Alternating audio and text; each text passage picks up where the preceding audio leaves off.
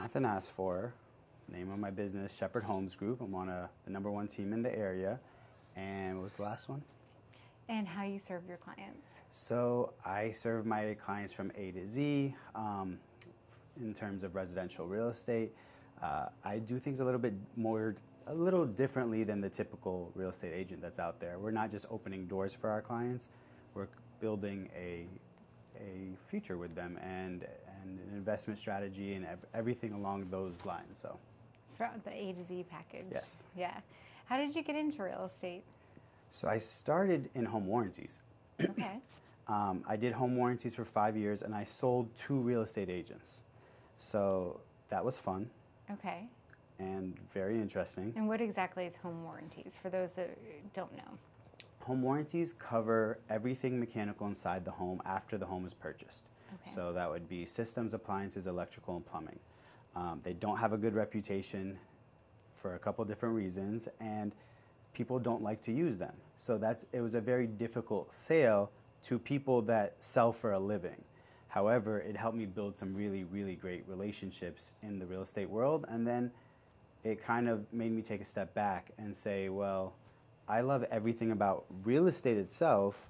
Why not jump into like an actual realtor role? So Yeah, so big flip. Well, not huge. Yeah. I mean, not too big, right? Yes You're and kind no. of in the vicinity of things, right? Absolutely. Did you have someone that kind of took you under your wing? I did. So I have 2 people. The first person was an agent, and I wasn't planning on leaving home warranties. I was the #1 salesperson in my entire organization, nationwide, and I was like, you know what? I don't want to take the risk. She kept pushing, and eventually I got so excited that I just quit, and it wasn't as thought out as it probably should have been. Yeah. And that's okay. Was that a little scary? It was terrifying. Yeah. And I kind of fumbled around, and it didn't work out with that team. And then I found my current team and Jason, and it's been amazing since. So Yeah. rocky start, but it all works out in the end. And how long have you been with this team? So I think about 2. So this is the start of my 3rd year, Okay. and I've doubled my sales every single year since. And I've been with the Shepherd Homes Group since about 6 months in. Okay. So 2.5 years now, I Yeah. think. Yeah. How time flies. Time does fly, right? It's Yeah. We're almost halfway through 2024. So don't remind me, I know. I know. I'm That's like, is crazy. it June this weekend? What is happening? I get it. Yeah. Tell me a little bit about what you're doing for like sales and marketing these days and Yeah. advertising. So we're doing quite a bit at Shepherd Homes Group. So we have a commercial that's coming out. We have, advertising in every single way that you could think of. Open houses are huge for us, especially because we own quite a bit of the market just because of the amount of sales that we're doing. So between all of those, we have a couple of sources where we can contact clients. We do a lot of veterans. So we serve a lot of veterans, so thank you to all of our vets out there. Yes.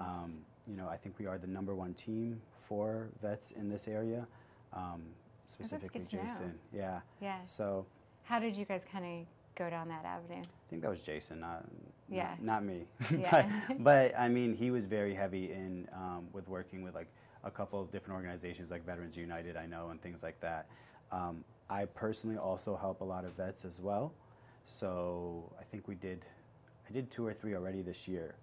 So I always love helping people who have served, so that's great. That's great, and giving back to the community. Absolutely, I always try to. That's actually a big part of why I do what I do. Is to give back. Yeah, so I mean, there are very few professions that give you the flexibility, but also allow you to kind of create your life the way you want. Because I run my business, and I try to give back to the community as much as I can. And so last year I went to, and that doesn't have to be this particular community, it could be any community. Yeah, Yeah, it's all community, correct, right? Like we're all one people. So Yeah. last year I did Kenya, I did Bolivia, I did Mexico the year before. What did you do? I go and I help kids, I build houses, Wow. which is great because now when I come to sell a house, I've literally done tile work, and I'm like, yeah, that looks terrible because that's worse than mine. You know, so it really actually helped me. Yeah, and I you're love like, doing if this things like amateur can do it, these people. I was like, I'm do it terrible better. at tile work. Don't trust me, but at least I know what it looks like, and I've done it. Yeah. So yeah, I love doing Good things hands-on like that. experience. Absolutely. Yeah. I feel like So everyone should do that. tell me about those trips a little bit more. Sure. So let's see which one. I mean, they're all structured a little bit differently. I try to do anything that allows me to help other people. Kenya was very focused on the kind of communities that we went into were really underserved. You know, education was very low, crime was very high, and some of these people really, truly don't have anything. So we would help them, and we would go and bring them food and show them where to get jobs or help them get a job.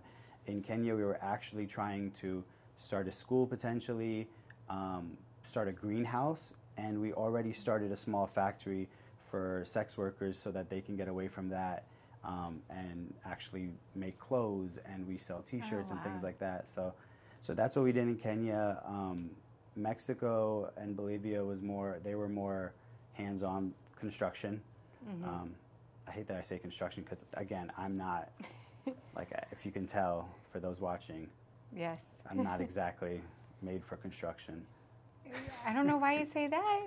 You can put a different hat on. You're not wrong. Change the look. True. All you need is a hard hat, and this is what I Yes. wear doing construction as well. Yeah, I'm So- sure you do. And So, it yeah. still looks pressed and clean. Yes, exactly. I mean, this is a stretchy suit for all Yes. those watching. So Yeah. What motivated you to give back in this way to the community? I think just my morals and values. My mom raised me as an Orthodox Christian, so I feel very connected to just people in general. I always want to help and serve those around me. So that's kind of why I did that. I think it started when I was really young. Yeah. My mom always kind of led me down that path to help people and help others. I don't think we do enough of that. So I agree. Yeah. Did they kind of lead by example for you? my mom, Yeah. yeah. My family in general, they're big on that. So absolutely. My mom's a great person, great human being. So trying to follow her in her footsteps as much as possible. So yeah. I'm sure she loves that. Yeah, she does. Do you have a favorite buying or selling story? Oh, I have plenty. Let's see the ones I'm allowed to say. Something that kind of stuck with you and kind of keeps you motivated to stay in this industry? Yeah. So I actually, one story comes up in particular. I had a young lady that I got as a referral, and someone on my team met her at an open house. She seemed very flustered. She was like, I need to buy a house in 2 weeks. And they're like, oh, great. Like, are you working with someone? She was working with an agent, and she was like, my agent's not helping me. We came into town. They were from out of town. They came into town just to look at homes and had no homes to look at. So they were scrambling. I was like, she didn't set anything up, nothing. Yeah. So then I talked to her a little bit more, and she was like, you know, I was like, did she have a buyer consultation? So to know where you guys are. And she was like, no, not really. She was like, she wrote all of her notes on a napkin and then lost the napkin. Oh my. So that wasn't great. That was kind of a red flag. Yeah, and I was like, did you sign anything? She had not, thankfully. So I picked her up that weekend. So I got a call from one of my team members, and they were like, look, I can't take her on right now. I'm busy. You know, can you take care of her? We found her a house by the next week. So literally less than 7 days, we were under contract, and in less than a month, she was in the home. And she was literally at closing was crying, saying like, thank you so much. I got a hug from her parents. They were saying how, you know, thankful they were. So things like that, that's why I do what I do. It's, you know, I'm not just a door opener. If somebody wants that, they can go to someone else. You know, I really want to build lasting relationships with my clients, and I'm good at what I do as well. So if they trust me, I can get them into a house very quickly. So that's why I do it, and I love it. Yeah. Are you facing any challenges these days with the market, and how are you overcoming those? The market's very interesting right now. It I think is. it changes by the week, maybe sometimes even the day. Yeah. And the property. I'm not up to date today. Yeah, I mean, I am barely, but just kidding, I very much am. Yeah. So challenges in the market, there's low inventory. Everybody knows that.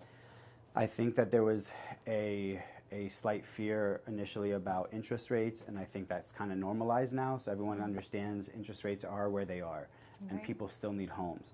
However, do you think people have a better understanding or acceptance of the interest rates? I think we are working currently with actually the most educated buyers we've ever had. Oh, wow. Interesting. So yes, I do think that people, you know, really understand the market. For the most part, I think they're a little bit too overeducated because they're reading things from other markets that may not be specifically applied to ours. However, I think that we're working with a very educated buyer. So with that being said, you have to educate yourself as an agent and be ahead of even your buyer that is already educated. Low inventory is a problem. However, there are ways, I think, to mitigate that. For us personally, I know that a big thing for my clients are the contractors and the relationships that I hold. So we may not be able to find you the perfect home that you wanted perfectly. However, we can make it exactly what you want. Right. So I have a lot of clients that have really good budgets. They're trying to buy a house under $1.5 million, and they can't find the perfect home that they want. Either because isn't that crazy? It's insane, right? Like, and 1.5 in our area, I know. it's kind of just like that's a normal home, which is crazy. It is. Right? However, I think that we're able to say, look, buy the $1.1 million home, give us $100,000 in cash, and we can make it exactly what you want, right? Not every agent can do that, and I understand that, and that is something that we provide for our clients, and we can manage the process, again, from start to finish. So you guys manage actually the home renovation after the purchase? And even before, if you're trying to sell, depending on equity and stuff in the home, we could actually cover those costs, renovate the home so that you can net more once you sell. Oh, that's interesting. So we do everything. We also even own a property management company, so I have clients that will buy a second home, use us to manage their first home, and then we rinse and repeat the cycle. Oh, wow.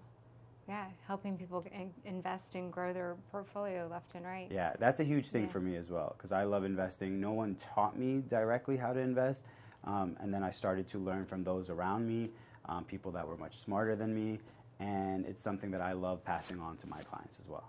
Yes, so. Absolutely.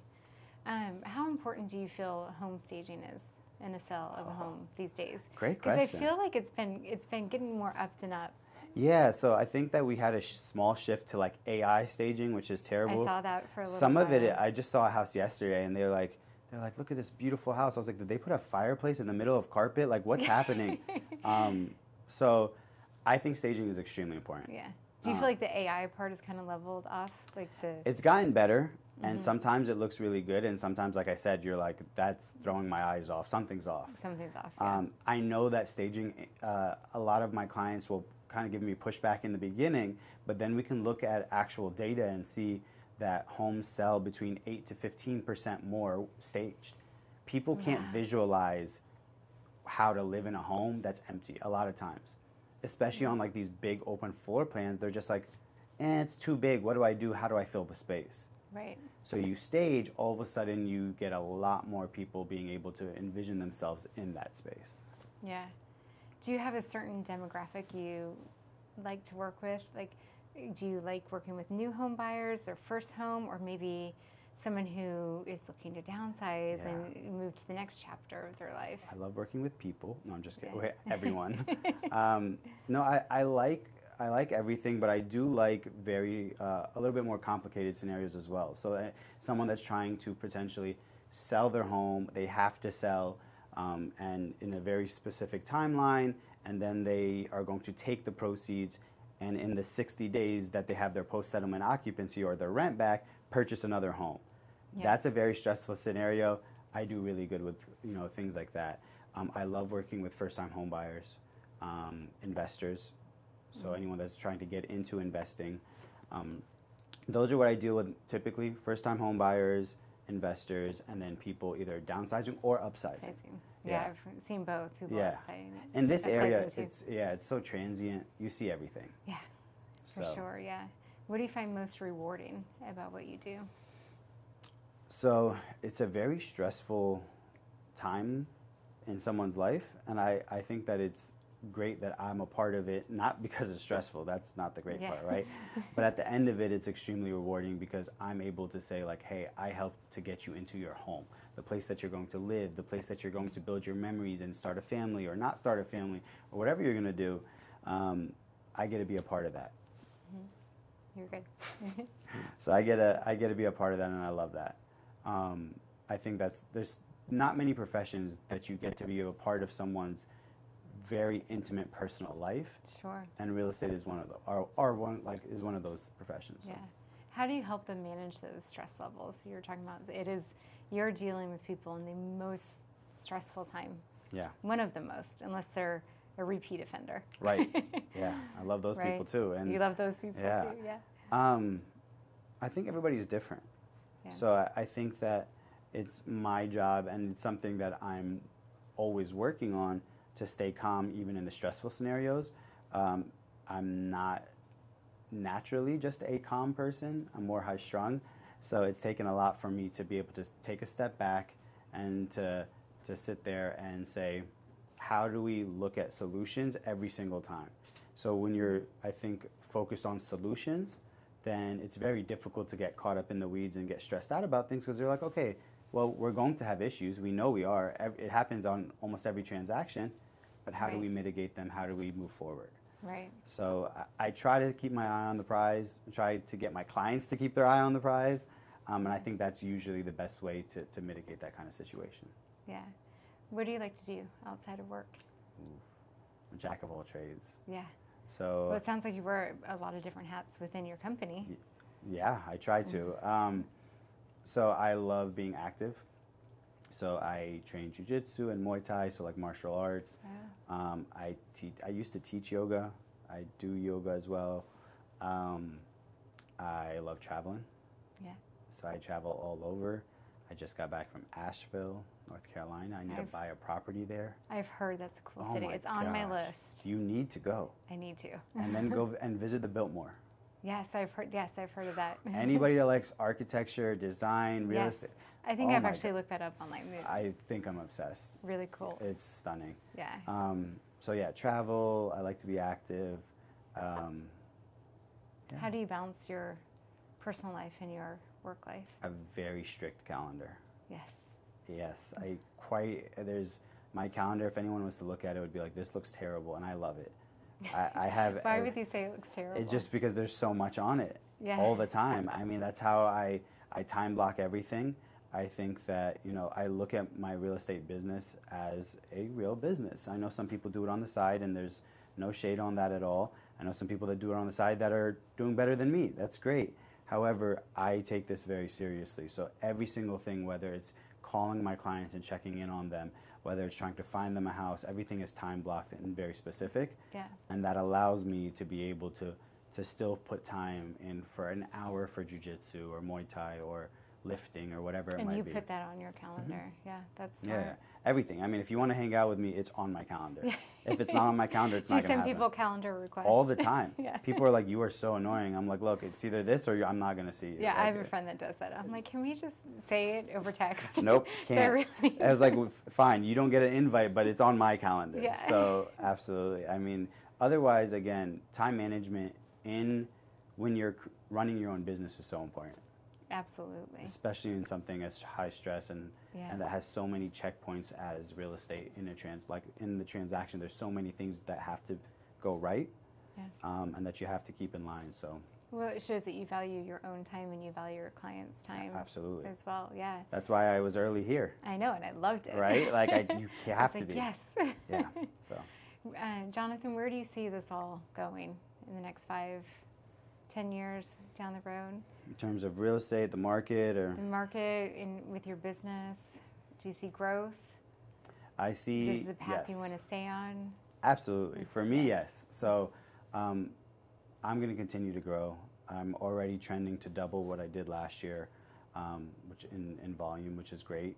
So my business is growing. I'm very thankful for all my clients. I see the market getting more and more tough.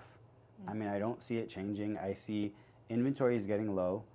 It's always been low, and I think that when they reduced the interest rates for a couple of years down to 2%, about 30% of the market purchased a home, and we're not seeing those people sell again. Or refinanced. Or that's it, and that's what I would have done, right? Yeah, If I did do that actually. Yes. You know, I'm about 3% interest rate on my home, so, and I would never sell unless I paid it off, right? And I think we're seeing that. So I think that we're going to see more restrictions on the market, and I think anyone that has a home is going to see the benefits of home ownership and be able to either purchase more homes, and those are the people that are purchasing right now, are people that own homes. It's becoming harder and harder for first-time home buyers to purchase, which is why I love working with them as well. Yeah, so it's helping them get in the door. And, correct, absolutely. And make one of the biggest purchases of their life and biggest investment. Yeah, I mean, I can even talk about my house I bought 10 years ago, and I purchased it for $355 with $5K back to me. So that was $350 back in 2014. My house is worth $585 right now. It's crazy, I know. We bought in 2008. No, nice. 2009. Moved in 2009. New construction, and I never thought our house would see the price that it's seen locally here in Leesburg. Oh yeah. Yeah. I mean, anywhere in Northern Virginia. Never imagined the growth. No, it's crazy. Ever. Anywhere in Northern Virginia, honestly, right now is seeing growth. Some areas a little bit better than others. However, like every single place, I have clients all the way down to actually Richmond. So Richmond all the way up to, I have some, you know, clients that I passed off to some of our Maryland clients. Yeah. So I'm all over the East Coast. All over, yeah. As we wrap up here, are there any last parting words you'd like to leave us with? It can be business advice, a mantra that you live by, life advice. I keep looking at the picture that says do the right thing. Do the right thing, you know, and I feel like in right now and everything that's going on in the world, just do the right thing. I think we need more kindness, more love, and I'd love to help more people buy real estate for sure. Yeah. So, and more trust in each other. Yes, absolutely. Yeah. So, absolutely. Well, thank you for coming in today, Thank you for having me. Yeah, it was a pleasure to have you. Thank you.